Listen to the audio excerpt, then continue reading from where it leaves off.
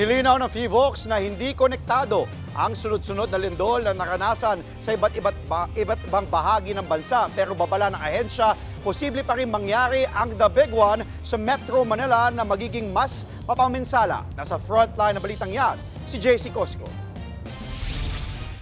Magnitude 6.9 na lindol sa Cebu noong September 30. Magnitude 4.4 sa La Union na naramdaman din sa Baguio noong October 9. At magnitude 7.4 sa Davao Oriental na sinundan pa ng magnitude 6.8 na pagyanig kahapon. At kaninang madaling araw, magnitude 4.2 na lindol naman sa Isabela. Sunod-sunod ang mga nangyaring lindol sa iba't ibang panig ng bansa. Pero ayon sa PHIVOLCS, hindi konektado ang mga yan. Magkakaiba pong fault segments, yung gumalaw. Sa Cebu, it's the Bogo Bay Fault, and then sa Davao, it's the Philippine Trench.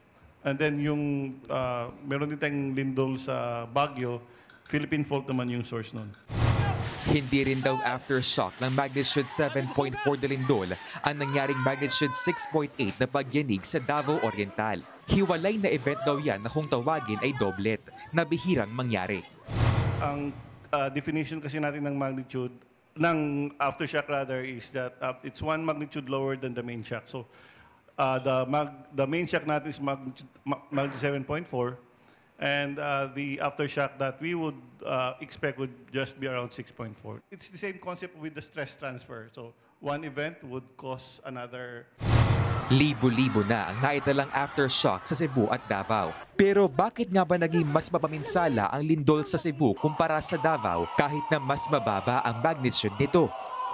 Kasi yung sa Cebu, yung depth ng lindol natin is 5 kilometers, yung sa Davao is 23 kilometers. Now, yung seismic energy kasi natin as it travels from the source sa ilalim ng lupa, akyat yan. Habang umakyat yan, humihina yung lakas.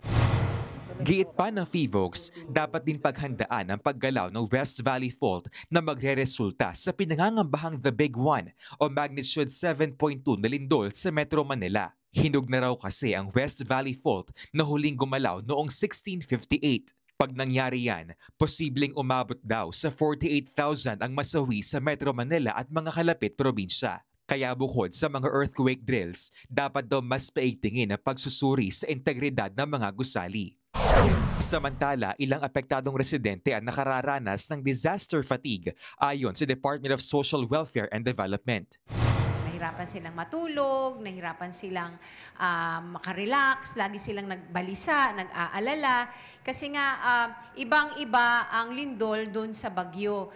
Alam mo yon, yung babalik ka ng bahay, pero feeling mo hindi ka safe.